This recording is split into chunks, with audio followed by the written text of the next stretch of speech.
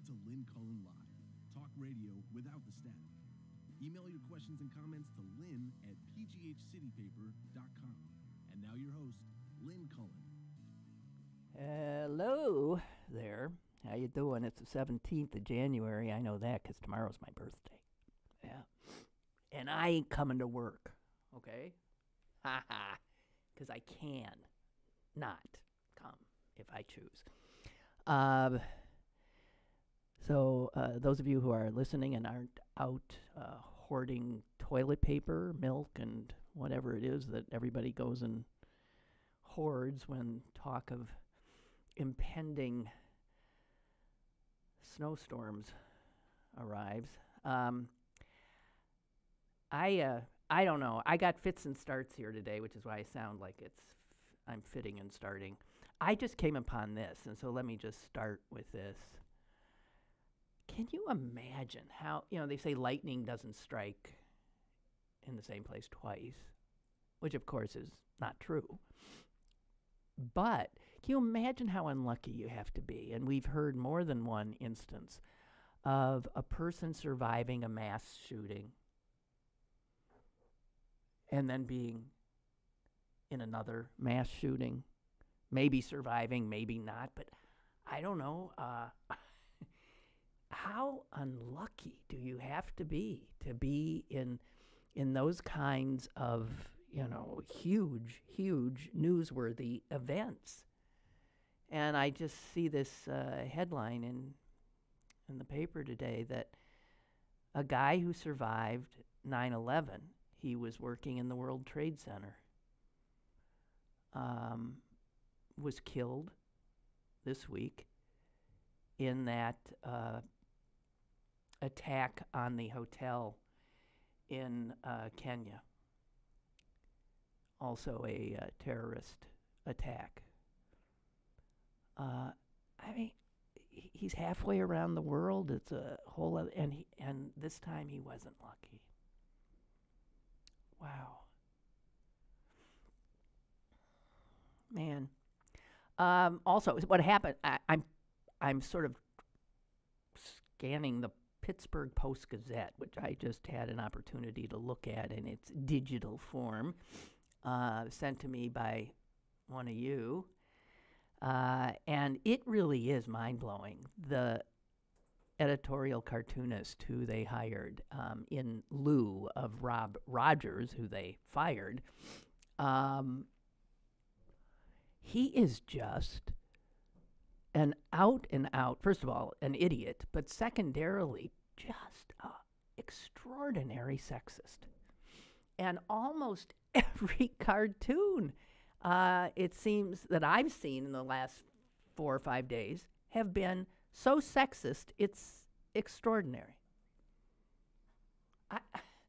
It's sort of mind-blowingly sexist. I mean, if these cartoons were from 1954, you wouldn't blink. But it's 2019. And of course, the cartoon today is about that subject we brought up yesterday about toxic masculinity and the Gillette ad that is causing, swoons all over the far right.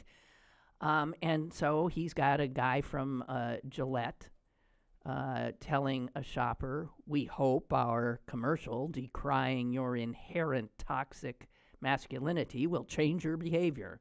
And the guy says, "Absolutely. I've switched to chic." Actually, I think that's kind of funny. I don't know. But this guy, it's just, oh God. I don't know how you guys can stand giving the Blocks and Keith Burris your business. I don't know. And in fact, I note there's a letter to the editor about the sexist cartoons that they've been running lately. I mean, it's just, oh man. And happily, I see that there also is an op-ed, which they reprinted from, not sure who, from Reason magazine. which is headlined, "Why is Telling Boys Not to Hurt People Controversial?" which is essentially what the Gillette ad is. It shows boys bullying, boys behaving badly, men behaving badly, and they're just saying, hey, we can be better than this. We got to be better than this. And and yet, here's the reaction from the right. The Gillette commercial is the product of mainstream radicalized feminism and emblematic of cultural Marxism. You know, that's exactly what I thought when I saw it. Yeah. Here's something else. The company is kowtowing to leftist social priorities in order to inoculate itself from the woke scolds of the left. Well, I don't think that would be a wise business decision, so I'm going to suspect that that's not what their intent was. Their intent was to raise awareness about our cultural definition of masculinity being harmful, not only to girls and women, which I think we recognize, but to the men and boys themselves. As I said yesterday, and I'm going to harp on it because we need a men's liberation movement now to liberate them from this stultifying, ridiculously constricted idea of what it is to be a man. Right? And it doesn't mean you have to be feminine. Jesus. You know, there's this whole area in between, you know, right and left politically. There's this whole area in between where most people are. And when it comes to gender, there's a whole area in between these, you know, the poles that is where most people always are. Anybody suggesting that those extremes are emblematic of what is to be of value is nuts. I'm not thinking straight today. Okay. I have not talked about this, but I gotta. Those mysterious bursts of radiation from a galaxy far, far away. Have you been seeing that? Boy, does that put you in your place. You know, the fact that we're so involved with ourselves, we're so inconsequential. We're just so, our planet is inconsequential. Our solar system is inconsequential. Our galaxy is inconsequential.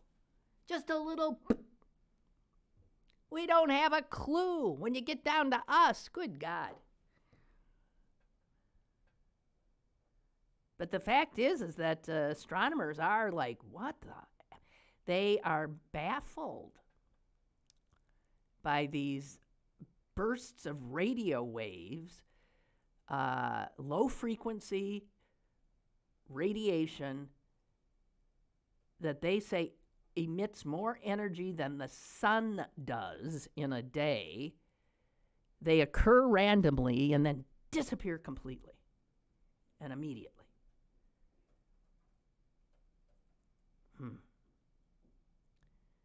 So they figure that they've heard them from different directions, and they estimate that one of them is from a dwarf galaxy 3 billion light years from Earth. The other is half that distance, right around the corner, just 1.5 billion light years away from us. But they don't know what it is. I love that. You know what else I love? I love Pelosi's letter to Trump. She is one tough cookie. And scares me a little. It scares me because I nobody has figured out how to deal with him. And so she's doing something that in some way she's trolling him. She's poking at him. She's teasing him. She's trying to drive him crazy. And you could say, yes, but that's like, you don't want to do that when there's a crazed animal cornered. But maybe you do. I don't know. But her letter was just a riot because she tied it. I don't know if you saw it in its entirety, but she just said, and stop and think about it. She's not incorrect in that. The State of the Union address, if you were a terrorist, that's the event. You can take out the entire American government.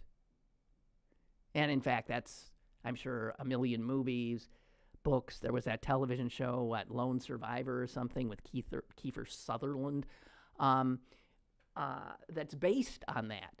Because when the president gives the State of the Union address, you've got the head of the executive branch, you've got the cabinet secretaries there, you've got the Supreme Court in attendance, you've got major ambassadors, you've got the Senate, and you've got the House. You've got all three branches of government in one place. And that place, by the way, is the House of Representatives. And that place is now controlled by Nancy Pelosi. And so in order for the president to come and give that address, he does have to be formally invited by the Speaker of the House. And it's not that she disinvited him, but she has said, given the shutdown and given the fact that the very agencies that are required to safeguard this event are suffering in terms of manpower and resources, I don't think this is smart. And I don't think it's wise to have the State of the Union proceed as usual. So let us think of some other way to do it. Maybe you could do it somewhere else, or you could write it down and send it to us in a letter. But I don't think this is going to work. Well, I just think that's wonderful. Here's my guess. The State of the Union address will go on, I would think. Okay, so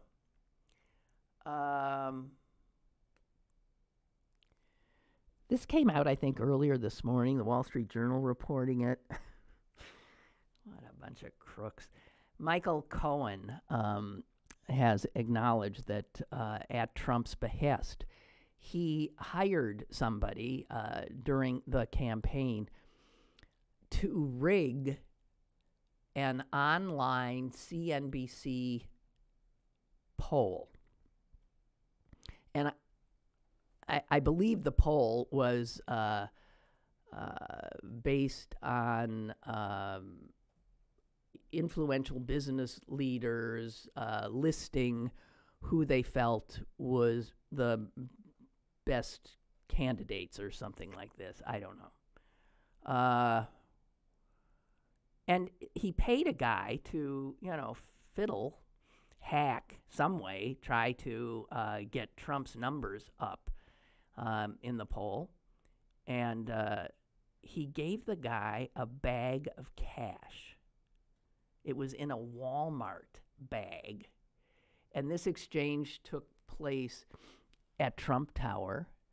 And I guess it was wasn't a huge sum. It was 13,000 or something.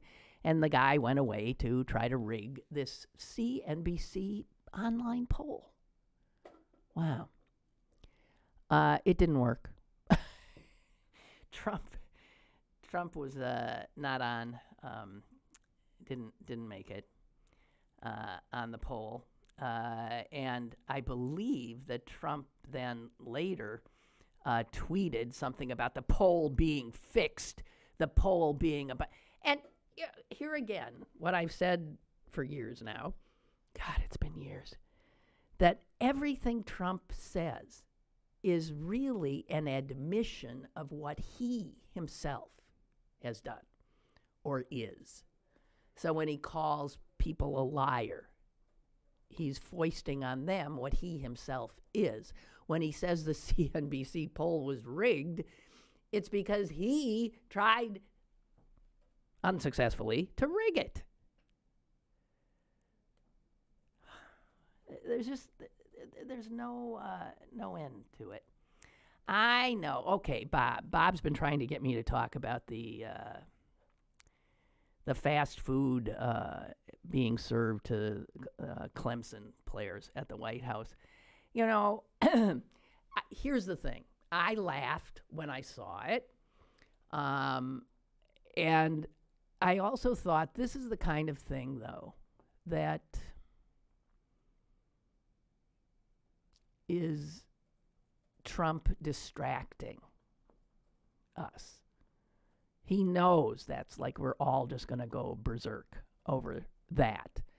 And I just didn't want to, again, I sort of trying desperately not to jump when Trump says jump or when CNBC, MSNBC, and CNN tell me to jump, because they're forever jumping when Trump says jump. And I don't want to. I don't want to be part of this ridiculous and destructive dance. So Bob says, I'm a little surprised you didn't bring up the president hosting the college football national champion Clemson Tigers at the White House with some salads is the first thing you thought of. I don't think salads was the big thing on that. Fish sandwiches, hamburgers, fries, pizza because of his shutdown. Look, first of all, the adjective I would put in front of all of that is cold.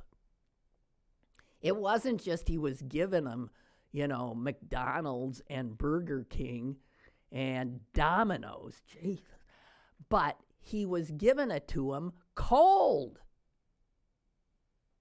They were sitting there on that table with the crystal chandeliers over it for God knows how long.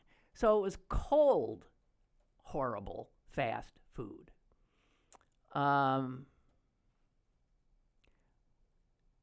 And I can see where this guy who thinks that food is the greatest, and he does. It's what he eats. And when he doesn't eat that, he eats well-done steaks with ketchup on it. I mean, this is not a gourmand, okay? This guy probably thought, well, they're kids. And I really do think that that's what he thought. I'm going to give them exactly what, or perhaps he thought, crap, the White House kitchen staff is not up to its usual manpower because I've shut the government down. So we better just, send out for some fast food. Also, my understanding is he footed the bill.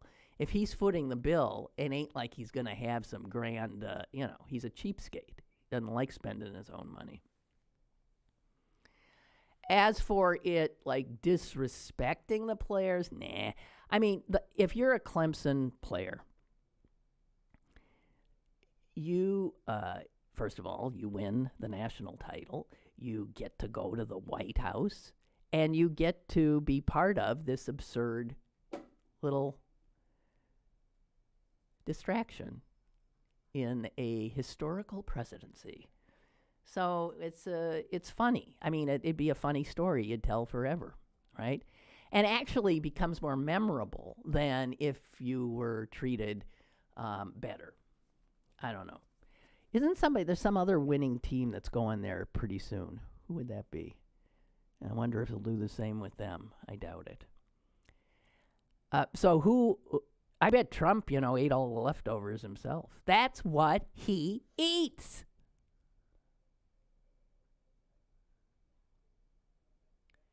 I seriously saw some pieces written by Republicans saying that Trump got us again by doing that because he got us all to freak out about serving them this horrible fast food when the average American eats this They bring this kind of food home to their children.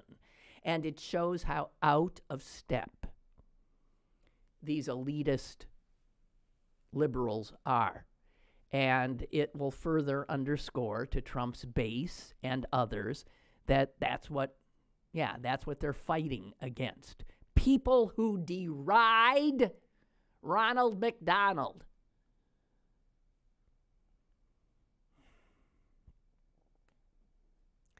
Here's another thing I have not brought up. Our own Cardinal Wuerl. Boy, did he turn out to be a scumbag. He always seemed so nice when he was here, didn't he? So he has actually now said that he forgot he knew that the guy he was replacing, Cardinal McCarrick, he forgot he knew that Cardinal McCarrick had assaulted and abused numerous priests, young priests, and others. He forgot he knew, and he knew it way back, something like 2008. How do you forget you knew that the cardinal was diddling little boys or priests? Excuse me. You don't forget that. So Wuerl turns out now to be a really lousy liar as well. And he has now apologized to McCarrick's victims, saying in his apology, I forgot I knew, but I've now been reminded. Oh, yeah. Wow. And we haven't mentioned that there are cases that have been brought now against the Pittsburgh Diocese, a number of cases, and also Bishop Zubik here. So where all this settles, God knows. If you're a believing Catholic, if you're somebody who goes to Mass every day, and it is an important part of your life, your faith, my heart goes out to you. Because to be let down like this by the leaders of your church is really, I can't imagine. I cannot imagine.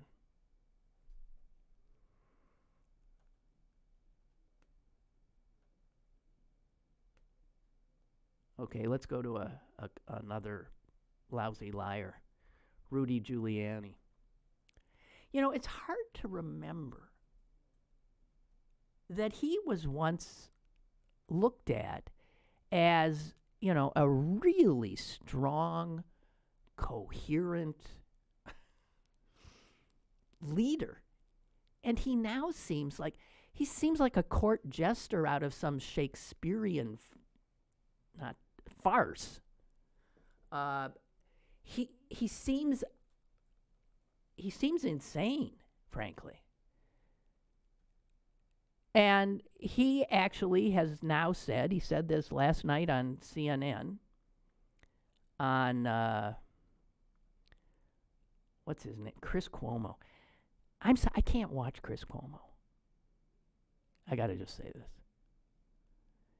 He looks like he has too much testosterone. Do you know what I mean? He always looks like, he just looks like he's about to explode. He just looks like, ah! He scares me. I cannot look at him. I think he seems very bright, but he terrifies me. And I don't think I'd like him. But in a conversation last night on his program with Rudy Giuliani actually said,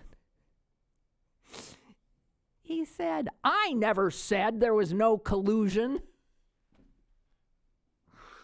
between the Trump campaign and Russia.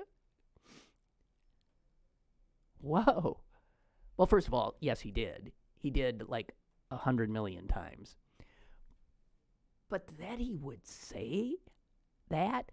And what all the commentators are now saying is, Giuliani is signaling that they're going to have to move the goalpost because Mueller's getting awful close. And so it looks like the move is to say, yes, there was collusion between people in the Trump campaign, but not Donald J. Trump himself. So it appears that what they're going to do is throw everybody else under the bus, probably including his son-in-law, and try to save the Donald. Extraordinary. Really extraordinary.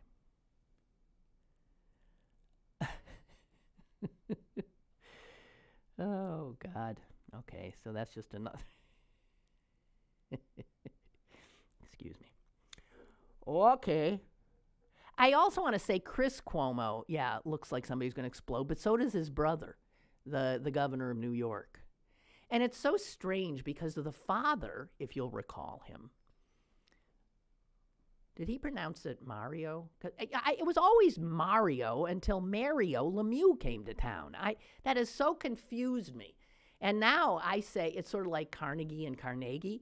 You come to Pittsburgh and you find out you've been mispronouncing Carnegie all your life. And you don't say Carnegie Hall, you say Carnegie Hall, and that's what everybody in New York says too.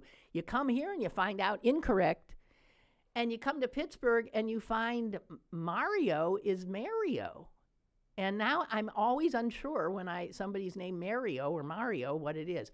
But I think he was Mario Cuomo, right? And you would say if it was Mario, would it be an anglicizing of the Italian name Mario?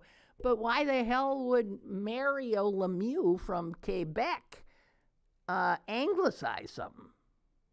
Maybe Mario is the Frenchified pronunciation. Oh, and speaking of pronunciation, I'm sorry. On the way, I heard this ad for Babbel, the teaches you a language in 2 seconds flat. And the guy who was doing the testimonial, all of us, I can speak Spanish, and he said, what was it? I howled. He said, because of Babbel, my pronunciation of Spanish has just, is off the charts now, something to that effect. And I'm thinking, your pronunciation of Spanish is off, I said, what about your pronunciation of English? Because it ain't pronunciation, okay? It bothered me. I just had to get it off my chest. That is not the proper way of verbally uttering those words. That word. It's pronunciation. I know a small thing, but to an elitist like me, these things can be important. We have a caller. Hello, caller. Hello. Hi, Lynn. Hey. Jeff. It's Jeff, and I just want to say happy birthday. Oh, well, thank you. I always remember your birthday. I always remember your birthday because you share a birthday with my mom, and that's very special. Don't you also remember something about my father? Whether there's something you remember, that's not you? Somebody... No, not me. Not you. Yeah, I never met your father. I only know him through your stories. Okay, like but do you always remember something about Bob Dylan? The Beatles? Well, I remember a lot of stuff about Bob Dylan, but I don't think I ever brought it up with you. All right, okay. Speaking of music... Yeah. Speaking of music, I was going to call you yesterday because you were singing that song.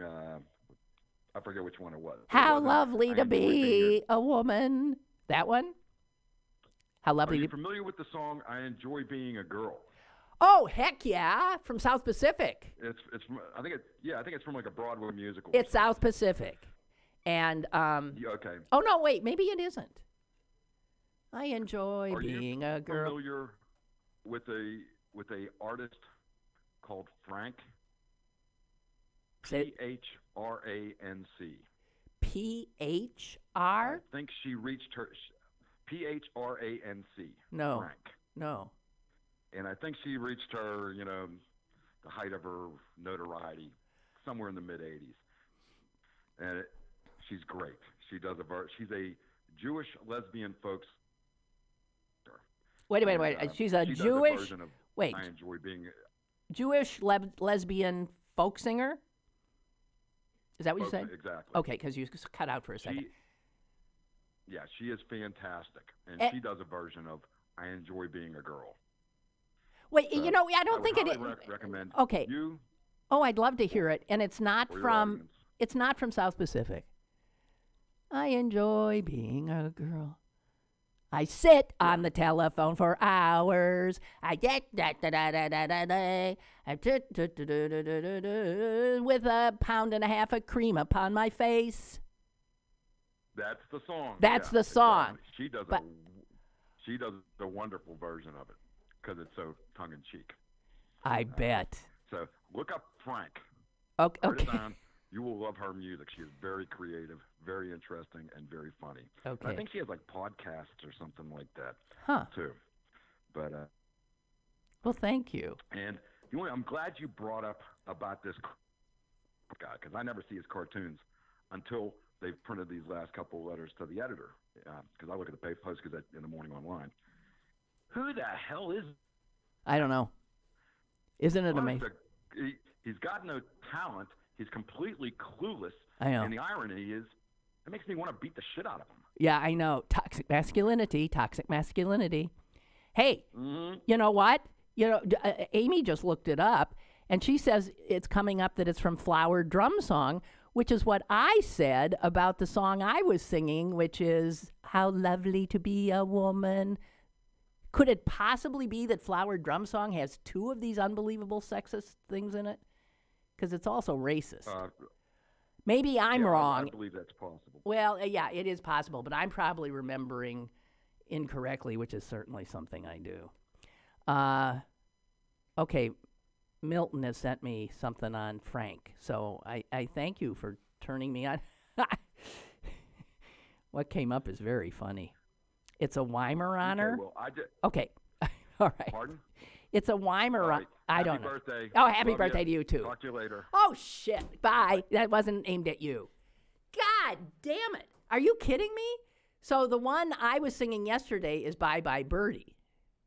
I'm so full. Don't believe a thing I say. I am so full of misinformation. It's not conscious misinformation like so many other people with mics in front of their faces, but it is. Okay, so I Enjoy Being a Girl is the sexist song from Flower Drum Song. And the one I was singing is from Bye Bye Birdie. Wow. I enjoy being a girl. Yeah, it's so...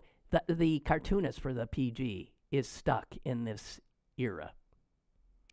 Thank you, Laura. Laura just sent me all this stuff, too. Yeah, I'm a mixed-up person. That's all there is to it. Ha! Mark says, junk food on a silver platter. It sums up Trump. It does. It is. It's like a perfect metaphor. Junk food on a silver platter with chandeliers overhead.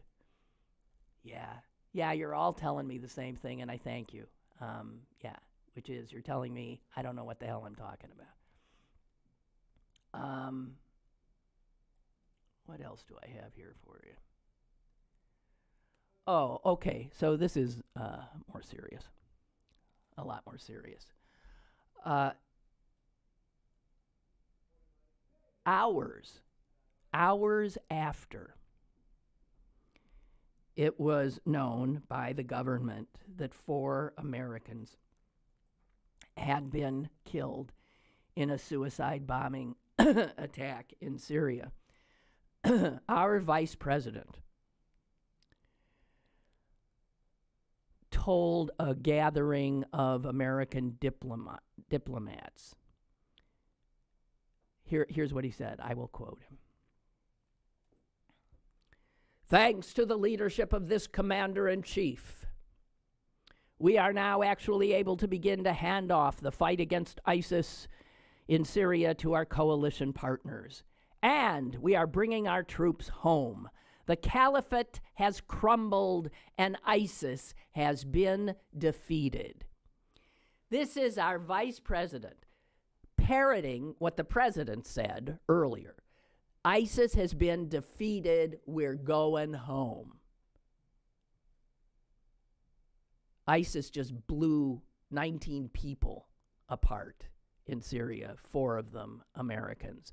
The highest death toll of Americans in Syria. Prior to this attack, only 2 Americans had lost their lives in fighting in Syria. ISIS has been defeated. Well, then who the hell was that who killed those 19 people yesterday, including 4 Americans? And even after the government had sent out a tweet or a statement saying,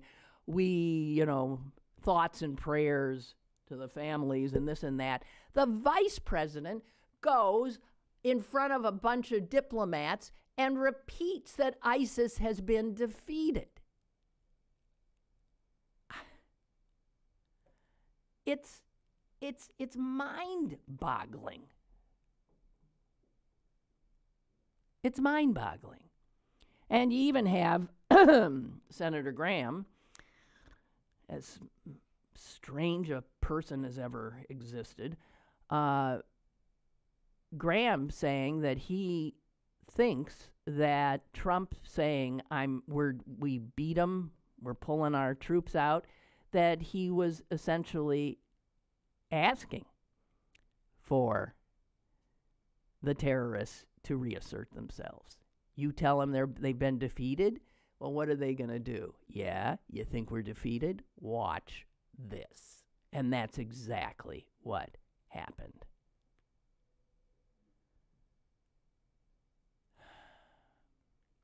God almighty, what a bunch of idiots. We got a caller. Hello? Hey, Lynn, it's Ray from Lawrenceville. How are you today? Happy birthday. Thank you, Ray. Thank you. Good. Listen, one thing before I get into it is, as a Catholic, you're right. It's heartbreaking, and literally heartbreaking. Yeah.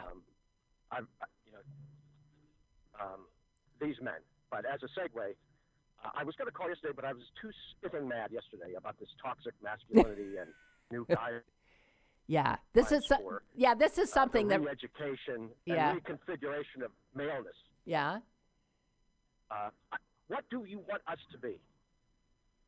I want you to be more than what you've been told you can be. We're not told.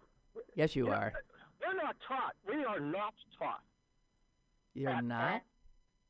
Oh, to be competitive, to be aggressive, or to be violent. You leave boys alone in kindergarten, and they are aggressive, they are violent, and they are competitive. So it's all taught is how to socialize that. Okay, so it's all biological, you think? Most of it is. They've done studies where they measured the amount of prenatal testosterone in male fetuses.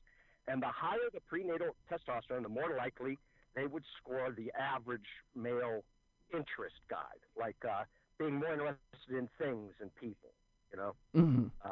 Given people or objects, these boys tend to pick up and play with things rather than interact with other people. So it's the opposite of teaching. It's the guiding and channeling those things. We are different. I've raised boys and I've raised girls. They were different, and not because of me. Okay, but I hear what you're saying. And it could be that the American Psychological Association sort of left out this biological imperative, which is a big thing to leave out. But To be honest with you, they are the academics, the byproduct of the postmodern movement, where the blank slate concept that a male fetus and a female fetus, if left alone, would develop equally, and it's a philosophical belief, you know. Yeah. And these woke bearded bros that, you know, I'll tell you what, the lights work, water comes out of the spigot, and the roads stay up, thanks to the men walking those beams and inventing those things because they had a different interest because of their biology. They were interested in things. They want to know why that worked. How can I fix this? So a little gratitude with all this judgment would be helpful. Okay. I think it must be very hard right now to, listen to all of this criticism. But you also have to be deaf, dumb, and blind not to see that masculinity, as it seems to play out and is defined by an awful lot of people in this country, is violent and harmful. No? I mean, there are statistics. I mean, it's men who kill everybody. 90% of homicides are done by men. Look, absolutely. And you think that's all testosterone or lack of control? Why can't men be taught to control themselves? I am a good man, but I could be a bad one, all right? Well, so you're saying it's all true? Any guy I've ever met could be a torquemada, all right, given the right ideology. I have never met a woman who could do that. Oh, come on. You don't think women can be vicious? You don't think women can be they would be willing, but they couldn't do it. Couldn't be a Hitler or a Stalin. I don't know. I don't think that's right. Well, aside from the Queens of England, all right. You know, think in the animal kingdom of you don't cross the she-bear. You don't cross. A mother will kill in a second. Okay, but watch the lion. There's a particular YouTube where the hyenas, the female hyenas, are fighting with the female lions, and the lions call the male, and the male gets up from his slumber, yeah, right, yawns, runs down, and kills the boss, and everything's solved. There's a million years of biological imperative for men to be the most aggressive, the most competitive, because that's what kept them alive. Okay, but it doesn't work anymore. All I want to say, Ray, in this day and age, it doesn't. Ask yourself, Lynn, what would go away? Let's say we could go in there and alter all the prenatal testosterone levels, and we could chemically drop them so that they were down low enough that they would score the least masculine when they were tested. What would things look like? Do we know? See, look. What would we be losing? Do we know? No, we don't. But here's what I do know. I am not toxic. I am not toxic, and I resent it. And if we said such things about any other group, blacks, whites, Asians, trans, gay, there'd be outrage. But we could certainly call what I am toxic. And No. But that's not what we're saying. We're not saying you're individualizing it. We are saying in general, masculinity as it plays out is. Okay. In general, what if I said in general, the way gayness plays out, blah, blah, blah, blah, blah, blah.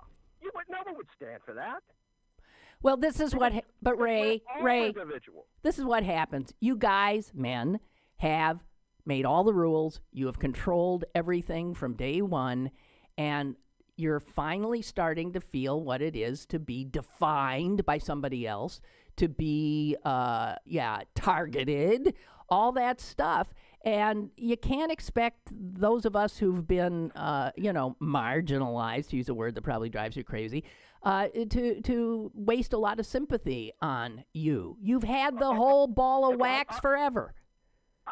I disagree with the fundamentals of that, but I'll leave that aside. Here's what I'm saying. Okay, I an evil person. I know you're not. Because by some magical. Wait, let me finish.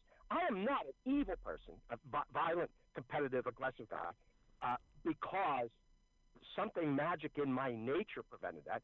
I was socialized, all right? I was socialized correctly. That's the process. Right. Because that way you can keep the things that we gain from the masculinity, Right.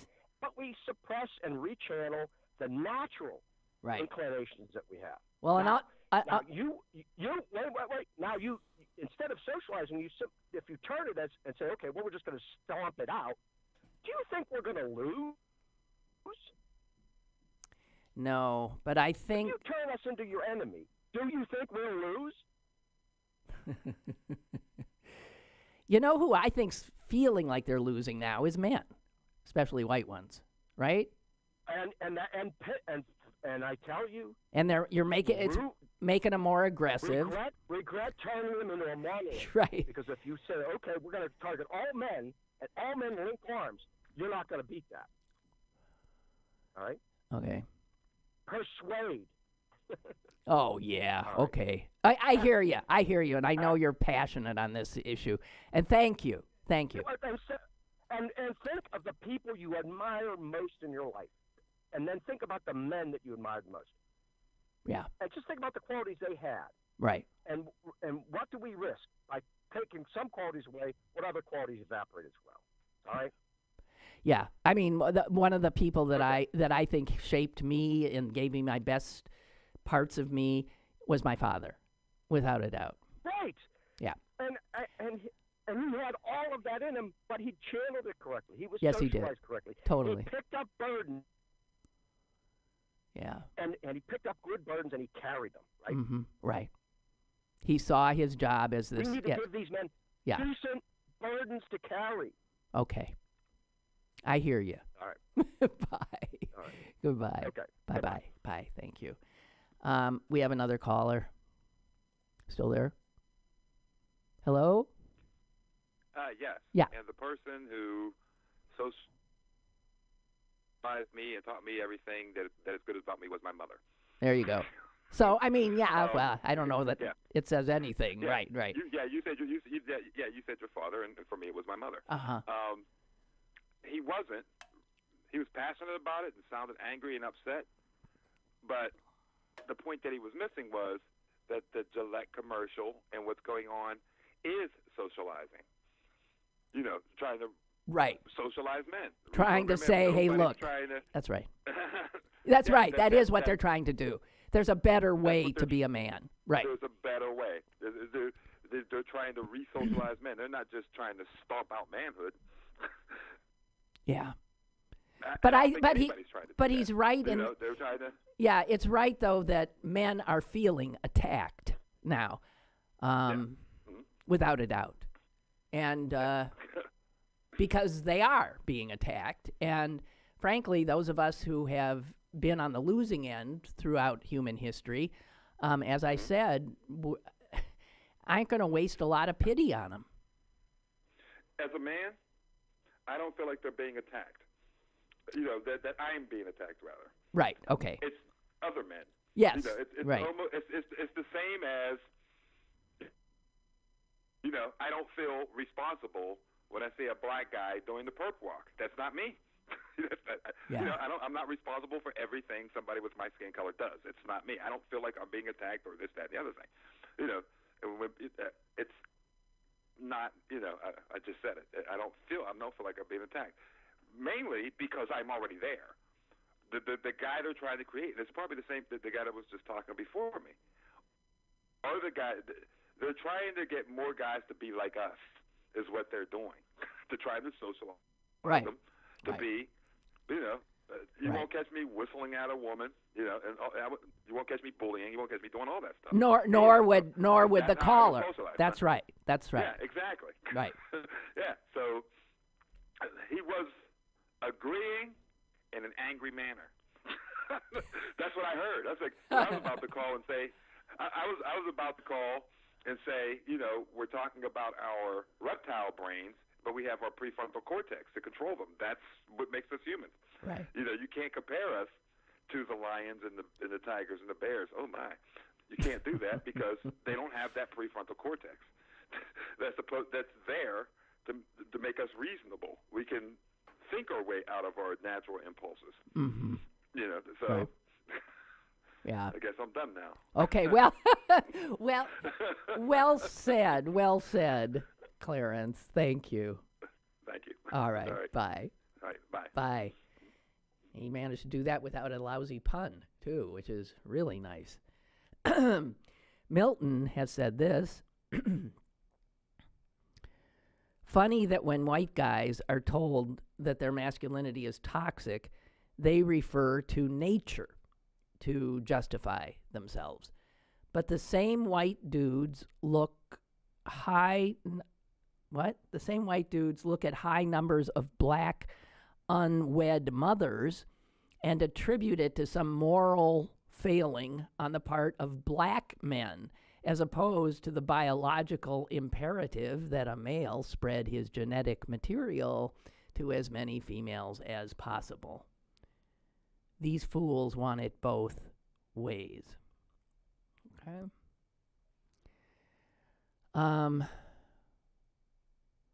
I mean, at the point Ray made about socialization, though, is that's the biggie. And then the point Clarence made about the Gillette ad being that an effort to do just that. If you look at the ad, and I don't know how many of you have seen it, it's just saying boys will be boys is not the kind of excuse that works. We can be better. You know, just because you're wired to be more aggressive and more confrontational and whatever, more destructive, you have that prefrontal cortex, right?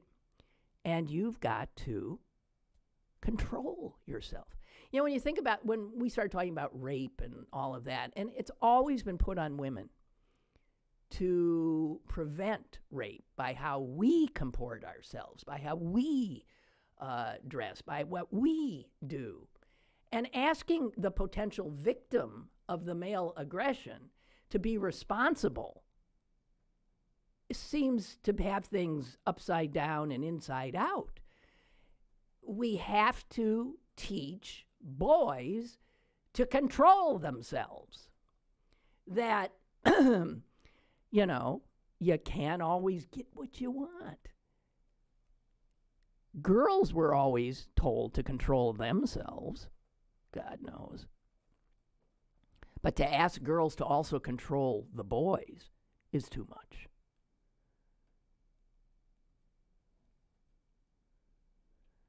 Susan, thank you. Susan is saying, please remember to plug the Women's March, which is Saturday, 11 a.m. Doesn't matter what's happening with the weather. Be there or be square. City County Building, Grant Street, 11 a.m. Or get on a bus and go to D.C. The Women's March, 11 a.m., City County Building. Thank you for that reminder. Let's see. We have another call. Here we go. Hello, caller. Hello. Caller? Hello. Yeah, this is Kurt. Oh. Working? Oh, yeah, Kurt. Yeah, it took a while, but yeah, there you are. Okay. Okay, yeah, I said it 3 times, and then there was finally a beep. I think this argument's been going on for a while. I mean, back in the 70s, yep. Men would say, well, what the heck, I can't even open a door for a woman anymore? As women rights advanced and men got lost in what their role was. Right. This toxic masculinity term is meant to describe certain characteristics of traditional masculinity that can be problematic. We used to say, be a gentleman. Right. We used to stress honor. Right. That's really, I think, all these things are going for. It's perfectly okay to be courteous to a woman, but it's wrong to diminish her as a human being. And it's, you don't shoot other people in the back. It's fine to be assertive, but you might want to watch being aggressive. It's fine to take care of your wife and family, but you don't take it to the extremes where you feel like you must control her. Yeah.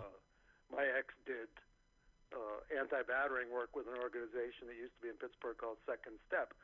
And one of the terms he used was hyper-masculinity. There. We're all victims of hyper-masculinity. There it is. Because after all, man was supposed to be king of his castle. He was supposed to control his wife, and he was supposed to protect her. But they didn't have the limit of you never hit a woman, which is a traditional, classic value of masculinity. Toxic masculinity is just too much emphasis on the wrong elements that we always knew were wrong, and we always had mores to say were wrong. Well, you could argue too. I think you've said it all very well. You can also look at the role that religion has played in this of making men the be all and end all, and telling them that their job is in fact to control women. And if you look at how that plays out when people really go the whole, I mean, you see it in Islam, you see it in Christianity, and you see it in Judaism. All of those religions, those three big religions, is, the male becomes this controller. Yeah. It's not right. But you're taught that. I mean, the people, billions of people are taught that's the way it should be.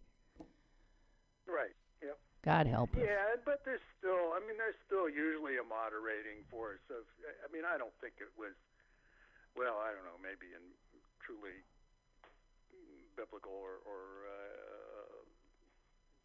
whatever term would apply to non-Christian history, maybe it was acceptable for men to actually commit violence against the women in their lives, but not lately.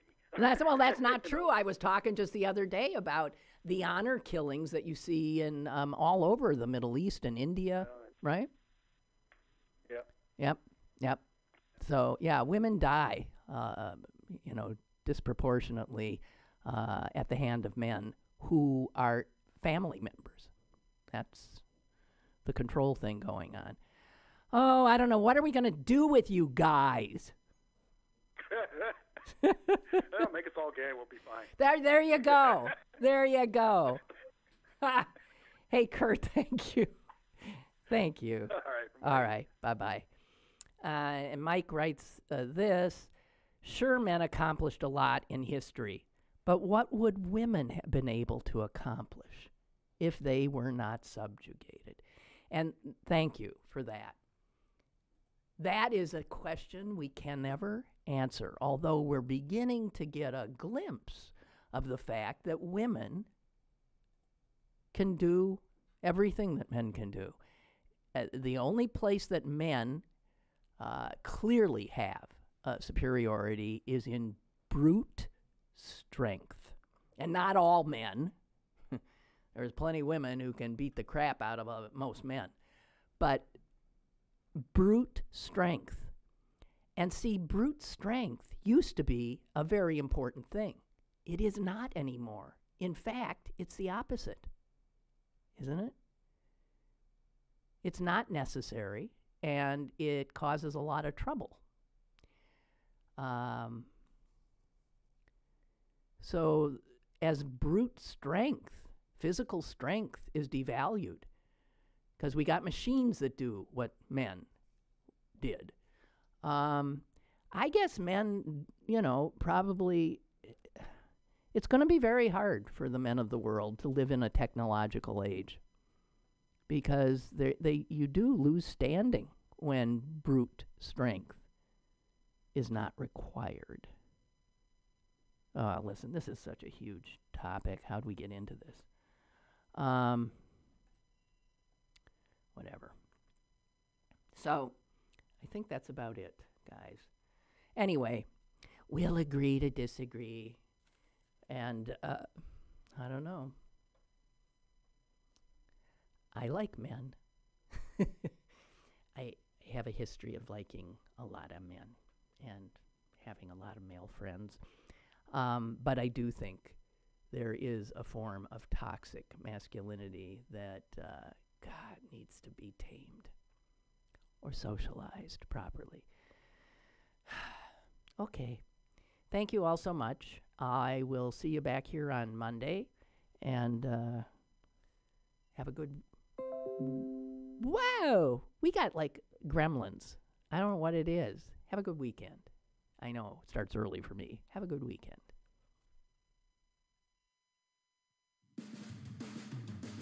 Lynn Cullen Live, Monday through Friday from 10 a.m. to 11 a.m. and archived at pghcitypaper.com. The opinions expressed on Lynn Cullen Live are those of the host and do not necessarily reflect the viewpoints of Pittsburgh City Paper or its advertisers.